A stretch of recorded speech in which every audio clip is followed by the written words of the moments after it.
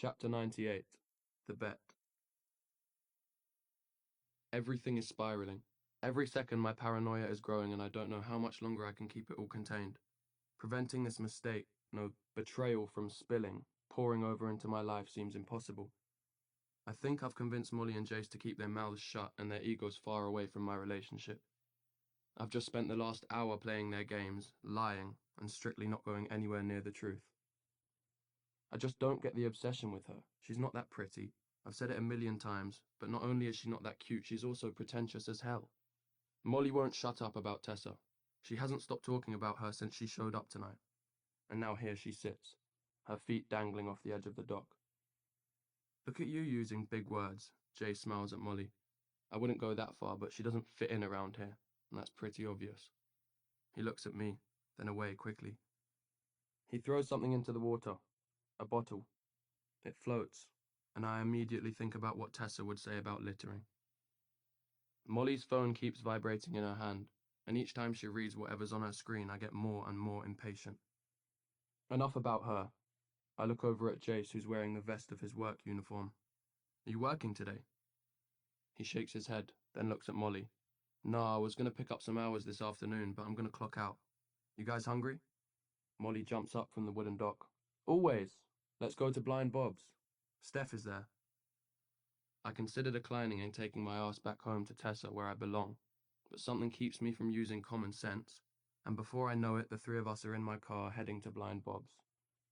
Maybe I'll tell everyone at once, the whole group, killing two birds with one stone and all that, and see what I have to do to keep them from ruining my entire life. I fucking hate how much power they have over me, over Tessa, over our life together. Fuck. I should tell them before we go to London, if Tessa agrees to go with me. I'm sure she will, because she won't be able to say no to visiting the old stomping grounds of her literary heroes. Whose car is that? Molly points to Tessa's parked car, and my stomach drops. I stormed off today, being a complete dick, and now Tessa is here with my friends. This could go so terribly, so fucking quickly. I won't let it. Molly says something to Jace that I don't catch, and stupidly I ignore them, focusing on keeping my feet from running into Bob's. When I step inside, the two of them are on my heels. I shake the snow from my hair and approach Tessa. I have to get her out of here, and fast. Tessa, I need to talk to you. Right now? Yes, now. I grab a hold of her arm. She pulls away a little. What the hell are you doing here? I ask in a low voice, so only she can hear me. I'm trying to control my anger. I know that this isn't her fault, but being rational isn't exactly my strong suit. I came to hang out with Steph. I can tell she's lying by the nervous way she pulls her bottom lip between her teeth. Bullshit. I look over toward the group, and Molly is smiling while staring at Tessa and me. Fuck. You need to go, I tell Tessa, hoping she'll listen to me. Excuse me? Of course she won't leave. You need to go home. Home where? Back to my new dorm, she says, pressing me. My blood runs cold. They've been talking before I got here, clearly. This can't happen, not here, not now. Yep, I told them. I told them that we live together. How could you not? Do you know how stupid that makes me look? I thought we were past you trying to keep me a secret. My chest burns. I swallow my anger down. I try to lie to keep this from exploding in this shitty bar. I am sick of the secrets and deception, Hardin. Every time I think we're doing so great, I can't find any words. Not a single one that makes sense or sets this right. Nothing. I'm sorry. I wasn't trying to keep it a secret, I was just waiting. I don't even comprehend the frantic words coming from my lips. I scan the room, trying to gather my thoughts at the same time. My mind is bouncing, creating the worst possible scenario, and all I know is that I need to get Tessa out of here. I can't keep doing this. You know that, don't you? Yeah, I know. God, do I know. I don't want to keep doing this either. I haven't for so long. I just don't know how the hell to fix it. Can we go home and talk about this? Tessa nods, and I gesture to the booth where my supposed friends are sitting. I walk toward them. We're going to go, I tell them. Jay smiles and lights me on fire. I know that look. So soon? He says, picking at the tearing scab I've been trying to keep from bleeding out. Yeah, I look at Tessa. We need to go, I tried to tell her with my eyes. Back to your apartment, Steph asks Tessa. Tessa's eyes go wide, and she looks at me. Your what? Molly gapes. Their apartment. They live together, Steph says, pounding the words into Molly. Jace's eyebrows pull together, and I watch the two of them take it in. Well, well, well. Molly taps her nails on the table, her eyes burning into me. That's very interesting. Her lip curls up, and I run my hand through my hair, ripping at the roots, panicking. This is exactly what Molly wants, to have an opening to rip into the little bubble I've tried to keep Tess in. Molly. She lifts a brow, still looking only at me. You're really taking this whole thing a little far, aren't you? I don't know what I'm saying, but my mouth is moving. Molly, I swear to God, if you don't shut the fuck up. What thing? What is he taking too far? Tessa asks, her voice cracking at the end. I swear to God, and I know I haven't talked to him in a long time, but I swear if we can just get out of here, I will tell her everything. I just need her alone, away from here. Tessa, go outside. I tried to convince her. No. What is he taking too far? Tell me, Tessa shouts. She's not going to leave. I know her too well. Wait, you're in on it, aren't you? Molly laughs, licking her lips. I knew it. I told Jace you knew it, but he wouldn't believe me. Hardin, you owe Zed some big bucks for this. Molly gets up from the booth. I can feel everyone's eyes on me, but I only care about Tessa and the way her grey eyes are beginning to water. With a shaky voice, Tessa asks, Knew what? I try once again to remove her from the chaos. This time I reach for her arm, and she jerks away. Molly seems to get a kick out of Tessa standing so close, challenging her. Don't play stupid with me. I know you know. What did he do? Split the money with you? Tessa. I touch her fingers, hoping that I can bring her back to me, but she moves my hand away. Tell me, what is she talking about? Any hope of words coming from my mouth disappears. I try to speak, but I can't. Molly cackles. Oh my God, you really don't know? Oh, this is amazing. Everyone pull up a seat. Molly, don't, Steph pleads. I can't speak. What the fuck is wrong with me? Molly doesn't stop. I knew she wouldn't. You sure you want to know, Princess? Tell me, Tessa demands again. I feel like I'm watching a movie, watching the scene play out in front of me, and even I want my character to move, to grab Tessa and run away, or at least to fucking speak. Nothing comes. I tried to convince myself that this is better, that the sooner Tessa knows how fucked up I actually am, the better. For her. At least I don't have to say it. I don't have to say anything. Yes, I'm a coward, but we all already know that. Molly shatters that last plan of mine. No, I think Hardin should tell her. I second that, Jay says, lifting a beer into the air. Go on, Hardin. Tell her. It wouldn't help anything to use physical violence right now. It wouldn't help anything to knock Jace's teeth out. I keep trying to tell myself that as the world spins around me. Black and red, that's all I can see. And grey. Tessa's eyes. Looking at me. Begging for answers. I will tell you outside, I say to her. It would be so much worse to tell her in front of everyone, even though they already know. Fuck. This is so fucked. I can see the moment she decides she won't be going anywhere with me. No, you tell me here, in front of them, so you can't lie. I'm sorry, I begin, as if that makes any of this better. Tessa, you have to remember that this was way before I even knew you. Tell me. That night, that second night, the second party you came to, when we played Truth or Dare, and Nate asked if you were a virgin. I don't know where to start, or where to end. I wish she would have just left me before. Out of all the shit I've done, she should have done this so long ago. It would have been so much better for me, for Tessa, instead of this public crucifying of her, of me, of what we have. Had. Go on, Jace harasses me. You said you were, and that gave someone an idea. My throat catches, the words, my mind and body begging me not to do this here. Gave who the idea? Molly interrupts. Me. Gave me the idea.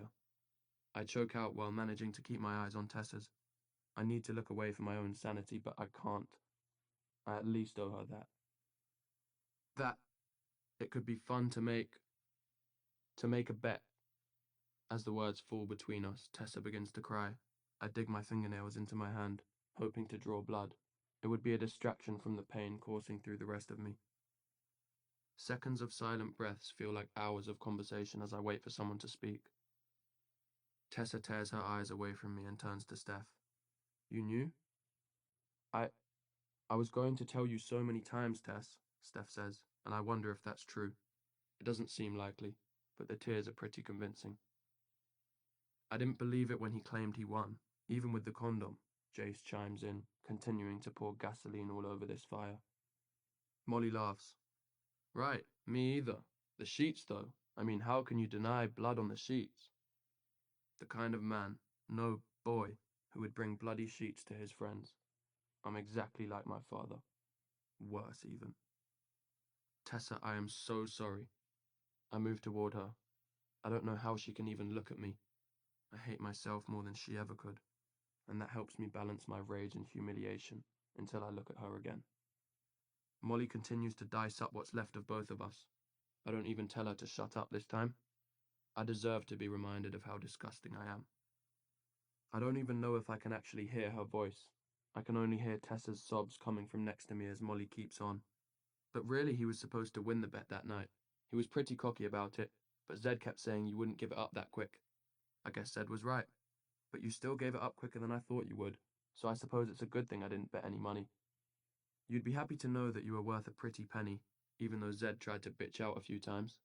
But with Jace, Logan, and Zed's money, I hope at least he bought you dinner, Molly says, laughing. Jace chugs the rest of the beer. I can see myself in the reflection in his glass, and I swallow down the bile in my throat as he speaks. I'm only disappointed that I missed the infamous I love you announcement in front of everyone. I heard that was a killer. I want it to stop. All of it. I just can't. Tristan is the one who yells, breaking Jace and Molly's taunting. Shut the fuck up. Fuck you guys. She's already had enough. Baby, please say something, I manage to say.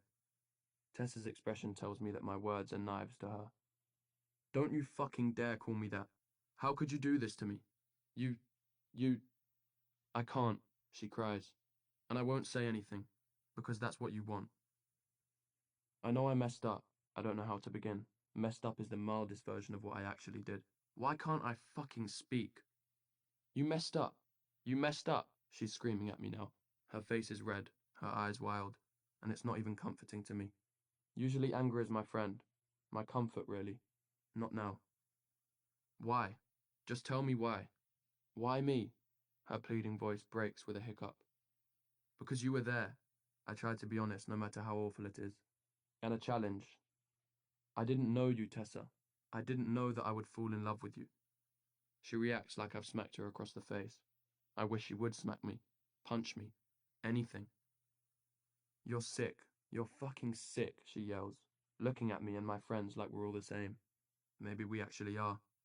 I'm more like them than I am like her. I had almost let her convince me otherwise. When I touch her again, she finally gives me what I want and slaps me across the face. I welcome the pain. You ruined everything. You took something from me that wasn't yours, Hardin, that was meant for someone who loved me truly. It was his, whoever he is, and you took that. For money? I ruined my relationship with my mother for you. I gave up everything. I had someone who loved me, someone who wouldn't hurt me the way you did. You are disgusting. Her words are so much fucking worse than her hand across my cheek. My fingers itch to make a fist, to connect with the hardest metal or wood near me. I tried to focus on her again. I'm speaking before I even realize it. A desperate man. I do love you, Tessa. I love you more than anything. I was going to tell you. I tried to get them not to tell you. I never wanted you to find out. That's why I was out all night, getting them to agree not to say anything. I was going to tell you soon, now that we live together, because then it wouldn't matter. Are you...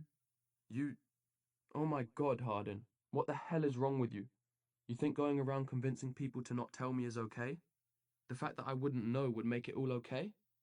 You thought that if we lived together, I would let this go? That's why you were so determined for my name to be on the lease. Oh my God, you are sick. Her eyes spark, and she looks up, then back at me. That's why you went and got my stuff for me, from my room, because you were afraid Steph would tell me. Not exactly, Tessa. I just wanted to keep you hidden. I keep the words to myself. What did you do with the money, Hardin? I shouldn't tell her. Tell me.